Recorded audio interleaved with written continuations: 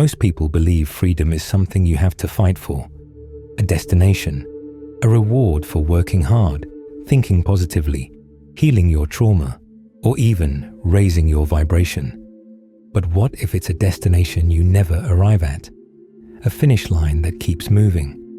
What if the reason you keep getting pulled back into anxiety, distraction, craving, and comparison is because you're living inside a structure that was never designed for you to wake up? Because according to the ancient Gnostics, the great prison isn't made of metal or stone. It's made of a reality so convincing you don't just defend it, you help reinforce it.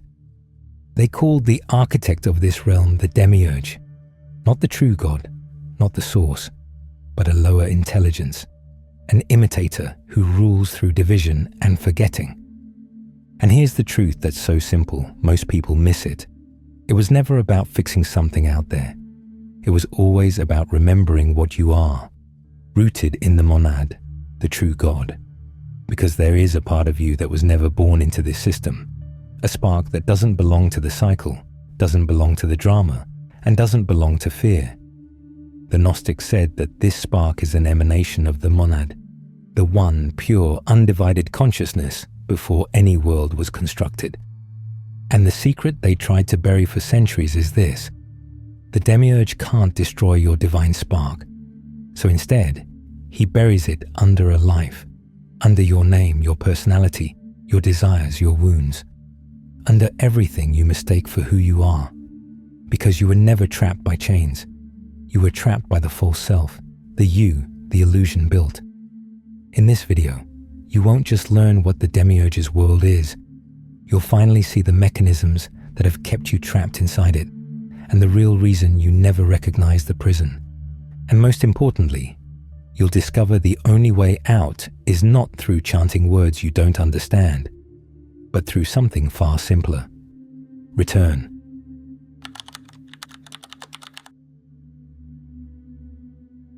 To understand what the Gnostics meant by return to the monad, you have to step beyond the spirituality most people inherited. Before Christianity became an institution, it was a spiritual frontier. Different schools, different initiates, different languages, each claiming authority over Christ's message. But in the shadows, a small group of initiates believed something that contradicted everything they'd been taught. The ruler of this world was not the highest God. They taught there was a source beyond religion and empire, beyond the entire visible cosmos. They called it the monad, the one. Not a human-like deity or a bearded man in the sky, but pure, indivisible consciousness, unborn, uncreated, omnipresent, and beyond language. From the monad emanated realms of fullness and living light, the Pleroma, where being was not split into opposites, and knowledge was recognized directly. In their eyes, your origin was not here. Your true home was higher than matter, higher than time, higher than survival. You weren't built to struggle for meaning, you were built from it. But this is where the Gnostic story turns dark. Their texts describe a disturbance, an emanation falling out of alignment. From that rupture, a lower intelligence arises, removed from the monad's fullness, and therefore blind. It mistakes its limited domain for total reality. This is the Demiurge, the craftsman, architect of the lower realm. Some texts portray him declaring, "I am God, and there is no other." And in that delusion, he fashions a world of division and death, where beings forget their source and become hypnotized by forms and matter. But if the Demiurge is not the true God, then all external authority begins to collapse. Because if liberation isn't granted through obedience, if salvation isn't earned by submitting to a system, then external power loses its monopoly over the soul. Empires lose their spiritual justification, and people become dangerous once they realize the gateway to God is internal. So Gnostic texts were condemned and branded heresy. And that's why the discovery of the Nag Hammadi texts in Egypt in 1945, the Apocryphon of John, the Gospel of Truth, the hypostasis of the Archons, felt like an underground vault opening after centuries of silence. because these writings revealed a different salvation, not forgiveness for being bad, but awakening from being asleep and remembering. The Gnostics believed the human soul carries a fragment of the monad, a divine spark fallen into amnesia inside a manufactured world. And the Demiurge's greatest power is not violence or force, but the ability to make you forget what you've always known. So if this world is a system of forgetting, the real question becomes, how do you remember? And once you understand that, everything changes.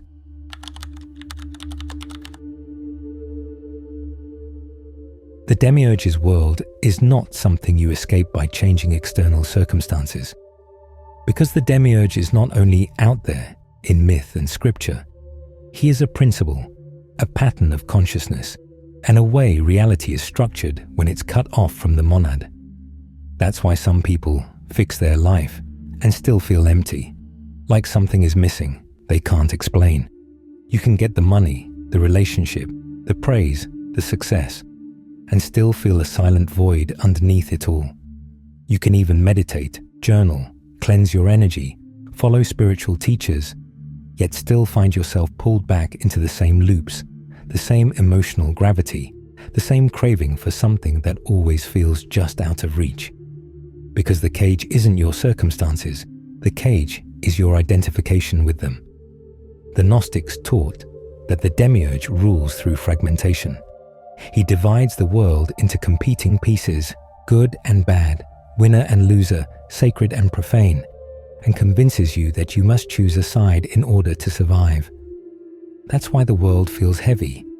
It's not only that life is hard, it's that the structure of the realm keeps your nervous system in perpetual tension. Always becoming, always trying to fix, always afraid of losing what you've gained, always outside the present moment. That's the first mechanism. Consciousness is always leaning forward into time, into past regret, future anxiety, endless narration. And the moment you live inside narration, you are no longer present, you are no longer whole, you are fragmented. And here's what most people fail to understand. The Demiurge doesn't need you to be evil, immoral, or lost in darkness. He simply needs you to be unconscious. Because unconsciousness keeps you living as an effect, reactive, identified, never seeing that the real power is within you. Think about your attention. It is not only psychological, it is spiritual currency, the substance of your consciousness. Wherever your attention goes, your life force goes. Whatever repeatedly consumes your attention begins to rule you. That is why modern life is engineered around distraction. The world constantly offers noise, drama, information, scrolling, outrage, seduction, fear. It isn't just culture. It is the part that feeds on fragmentation. Because the moment your attention is pulled outward, you forget the inward light. And forgetting is the Demiurge's kingdom. So the return to the monad begins with a brutal question. Not, how do I fix my life? But, who is the one who needs fixing? Because what you call your life is a surface pattern, a storyline inside time. The Demiurge wants you obsessed with the storyline because it produces identity. Identity produces attachment, and attachment keeps you anchored to the illusion. In the Gnostic view, this world is built like a dream. It feels solid, but it is sustained by emotional charge, collective agreement, reaction, and constant mental narration. That's why it weakens in inner quiet. That's why silence can feel uncomfortable, because it isn't you that feels uneasy in stillness. It's the ego, because in stillness, the ego loosens. And once the ego loosens, something else becomes visible, your divine spark. The part of you that witnesses thought instead of becoming it. The part of you that remains, even when everything else changes. Now here is the loop most people never consider. If the Demiurge's world is maintained by your identification with thought, emotion, and story, then the escape is not going somewhere else, it is becoming something else. It is withdrawing your consciousness from the machinery without fighting the world, without feeding it, because the Demiurge cannot grip what offers no handles. He cannot rule a being that has returned to wholeness. This is why the monad is not a place in the sky. It is the state of consciousness before division, between words, between emotions. And the return begins the moment you stop living as a fragment, the moment you stop being dragged by thought and remember the awareness behind the egoic chatter. Because once you recognize the monad isn't distant, once you realize it's within you, the shift begins and the world you move through starts to change, not because the system becomes kinder, but because it can no longer define you in the same way.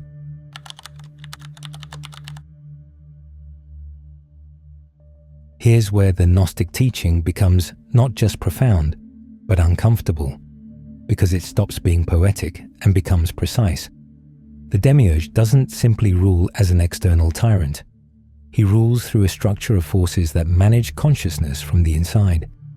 The ancient texts call these forces the Archons. Most people misunderstand that word and imagine monsters in invisible space. But in the Gnostic worldview, Archons are not merely creatures. They are functions. They are containment mechanisms, laws of the lower realm, moving through thought, emotion, and identity. They don't need to stand in front of you with a weapon. They simply keep you cycling through states of mind that prevent Gnosis. That's why you can have moments of awakening and still be pulled back down a day later, because the system has an automatic response. The moment you begin to remember, something tries to restore the trance. The moment you enter stillness, the mind generates urgency. The moment you withdraw from identity, the world gets louder. Problems appear, distractions multiply. Drama intensifies. The noise returns. That's why the old saying exists. The closer you get to the peak of the mountain, the harder the wind blows. What if the system reacts because it can feel you becoming less predictable, less hypnotized, less controllable? This is one of the deepest Gnostic insights. The prison is not maintained by walls, it is maintained by momentum. Most people never leave because they never stop moving. They never stop consuming. They never stop thinking. They never stop narrating their existence.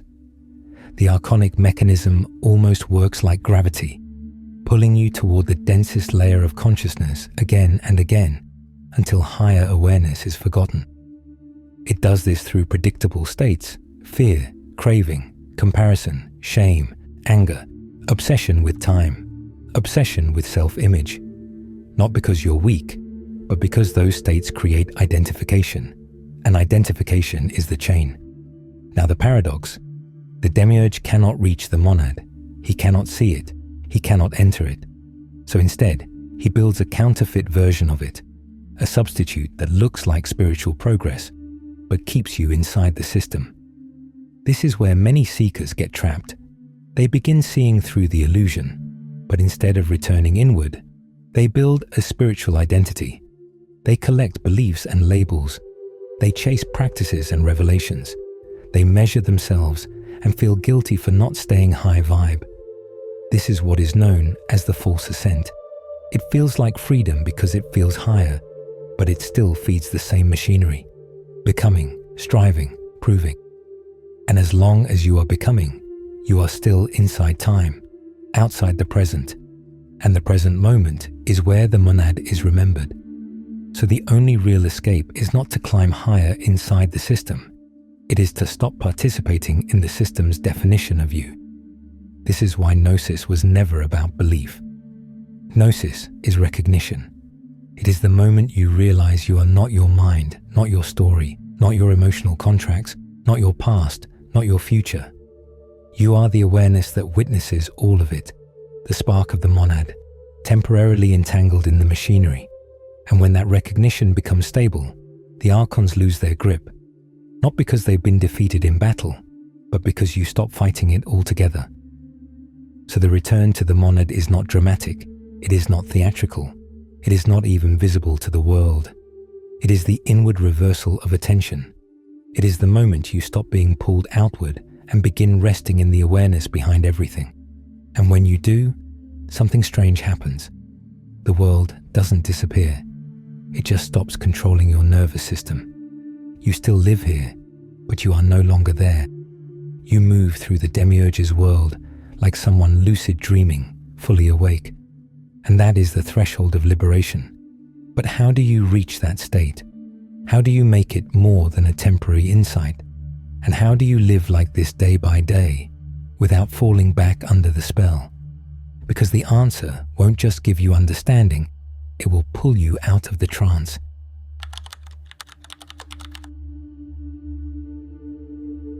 Now we bring this down into lived experience, because it's one thing to understand the map of the Demiurge's world. It's another thing to step out of it. And the hard truth is this: you don't escape the system by thinking about escape.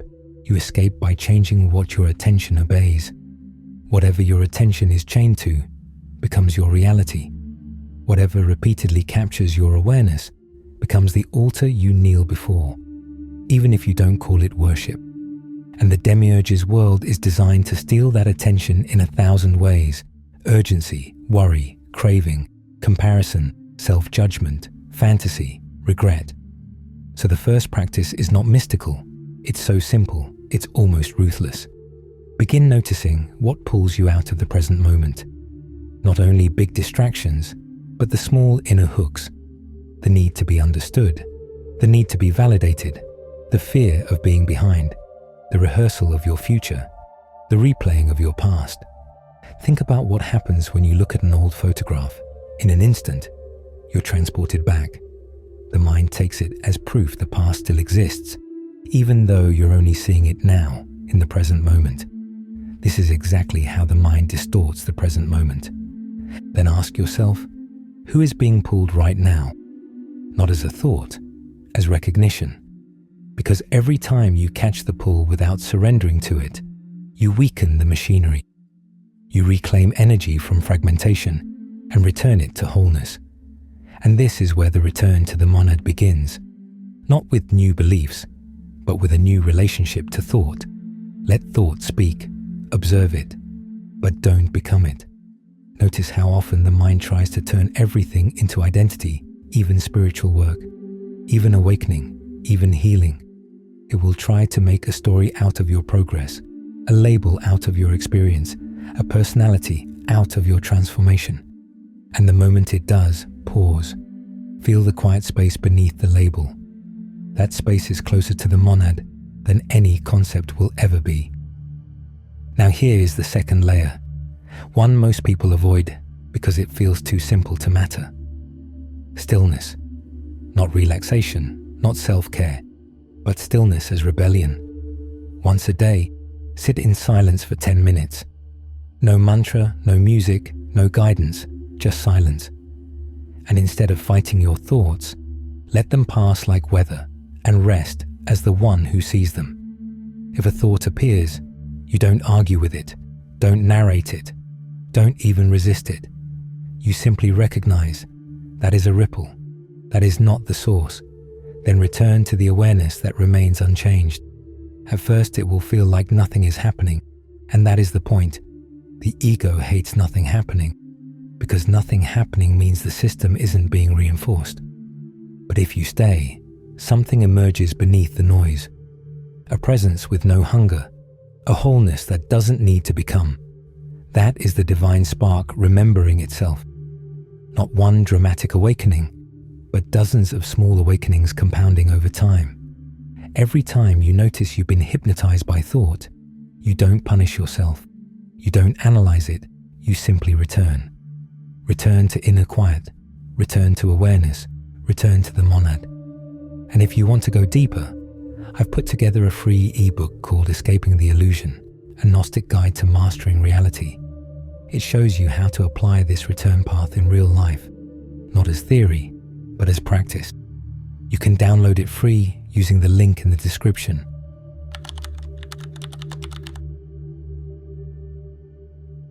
So if you've truly been listening and have made it this far, you'll know this wasn't just a story about ancient texts. It wasn't mythology dressed in spiritual language, but a mirror showing you the hidden mechanics behind why life feels heavy, why your mind feels restless, and why the world keeps pulling you away from yourself. Because the Demiurge's world is not only built from matter, it's built from fragmentation, from division, and from the endless pressure to become, fix, prove, chase, and defend. And as long as you remain identified with that pressure, you remain inside the system. But the Gnostic secret is this: the system cannot hold you forever. It can only hold what you continue to feed with attention. It can only trap what you allow to define you. That's why the return to the monad is the only way out, not because it gives you a new belief, but because it dissolves the structure that makes belief necessary. The monad is not a heaven you travel to. It is the reality beneath your mind, the wholeness beneath your identity, the source that was never divided, never wounded, never corrupted. And the more you return to that stillness, the more the Demiurge's world loses its authority. You still live here, but it stops owning you. You still face challenges, but they stop becoming your identity. You still experience emotion, but emotion stops becoming who you are. This is what liberation looks like. Not disappearance, not perfection, but presence. A kind of awareness so rooted in the monad that the world can no longer hypnotize it. So here's the final question I want to leave you with. If the Demiurge's world is maintained by unconscious participation, what changes the moment you stop participating? What becomes possible when you no longer obey the pull of fear, craving, and identity? And what might happen if you treated every moment of distraction not as failure, but as a signal to return? If this resonated with something deep in you, let me know in the comments. Have you felt that pull? And if you want to keep walking this return path into the hidden Gnostic teachings, make sure you like this and subscribe to the Gnostic Eye so you never miss an upload. Because the more you remember now, the less power the illusion will have later. And in the end, the way out was never outside you. It was always within. It was always the monad.